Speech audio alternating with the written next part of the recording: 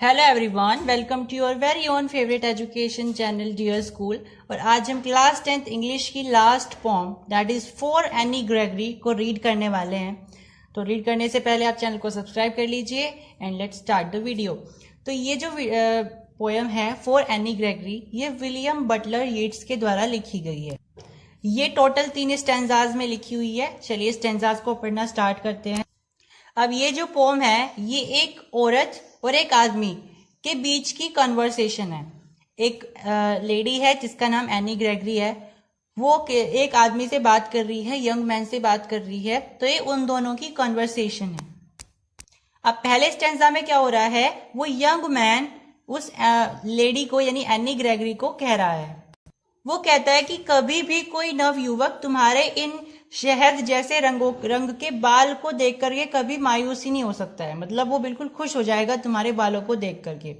अब उसने उसके बालों का रंग भी बताया है। उसने कहा है कि तुम्हारे बालों का जो रंग है वो हनी कलर्ड है, मतलब जैसा शहद का कलर होता है ना, ब्राउन, डार्क ब्राउन सा, ऐसा कलर है तुम्हारे बालों का।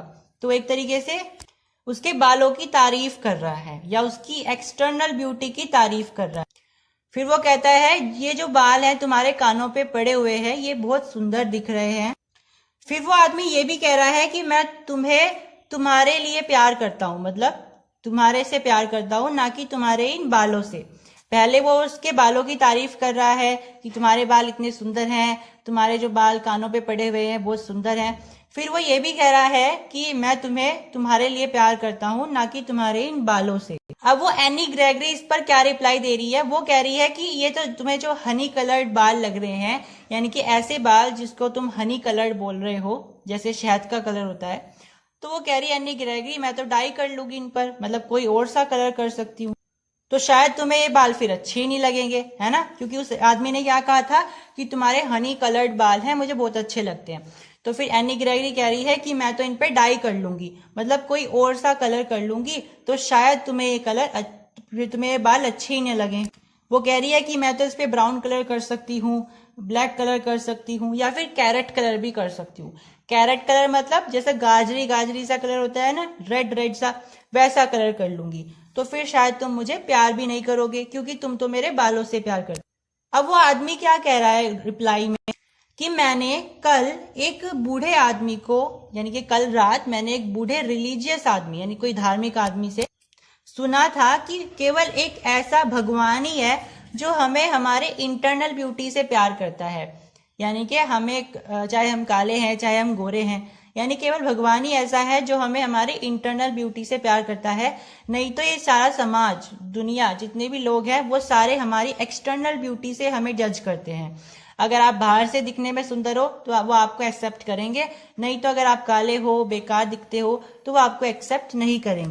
यानी भगवान ही ऐसा है जो मतलब एनी ग्रेगरी को वो इंसान कह रहा है कि ऐसा भगवान ही है जो तुम्हारे से प्यार कर सकता है, केवल तुम्हारे पीले बालों से नहीं। यानी कि वो आदमी जो पहले पैराग्राफ में ये बोल रहा था कि मैं तुम्हारे बालों से प्यार नहीं करता हूँ, तुमसे प्यार करता हूँ, तुम्हारे से प्यार करता हूँ, तुम्हारी एक्सटर्नल ब्यूटी से प्यार नहीं करता हूँ। अब वो बाद में ये भी बोल रहा है कि केवल भगवान ही ऐसा है जो तुम्हारे पीले बालों से ना प्यार करके तुम्हारी इंटरनल ब्यूटी से प्यार करे, मतलब तुम्हारी एक्सटर्नल ब्यूटी से प्यार ना करे।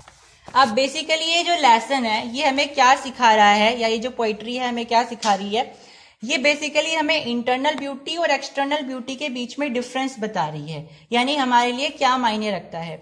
ये बेसिकली हमें सोसाइटी का एक चेहरा दिखा रही है कि सोसाइटी हमें केवल तभी एक्सेप्ट करती है जब हम दिखने में सुंदर होते हैं, नहीं तो हमें सोसाइटी ठुकरा देती है एक तरीके से। जैसे यहाँ पे एनी ग्रेगरी है, वो दिखने में बहुत सुंदर है, उसके बाल पीले कलर के हैं, तो लोग उससे बहुत प्यार कर रहे हैं। वो कह रहे हैं कि भगवान ही तुम्हारे इंटरनल ब्यूटी से प्यार कर सकता है, पूरा जो समाज है वो तुम्हारी एक्सटर्नल ब्यूटी से ही प्यार करेगा। तो बेसिकली यहाँ पे ये बताया जा रहा है कि internal beauty is more valuable then external beauty. Internal beauty ज्यादा कीमती होती है एक्सटर्नल ब्यूटी से, क्योंकि इंटरनल ब्यूटी को गॉड प्यार करते हैं, भगवान प्यार करते हैं। तो इस लेसन का कंक्लूजन क्या निकला कि चाहे लोग आपको कितना ही बोल दे कि वो आपसे एक्सटर्नली प्यार नहीं करते हैं, इंटरनली प्यार करते हैं, लेकिन ये सच्चाई है कि लोग आपको एक्सटर्नली ही जज करते हैं। ठीक है, चलिए यहाँ पे हमारा पोएम हो जाता है कंप्लीट। अब इसकी राइम स्कीम देख लेते हैं। राइम स्कीम इसमें है A B C B D B। बात करें पोएटिक डिवाइसेस की, तो इसमें 3 पोएटिक डिवाइसेस यूज की गई है। सबसे पहला है मेटाफर। मेटाफर इस्तेमाल किया गया हनी कलर्ड वाली जो लाइन थी उसमें। उसके बाद इसमें अलिट्रेशन भी इस्तेमाल किया गया है और एनाफोरा भी इसमें इस्तेमाल किया गया है। आपके लिए हमने वीडियो तैयार कर ली है जिसमें हम आपको ट्रिक से समझाएंगे कि पोएटिक डिवाइसेस को कैसे पहचानते हैं। So stay tune to the channel. यहाँ पे हमारा लेक्चर हो जाता है complete. Hope you have liked the video and subscribe to the channel as well. Thank you.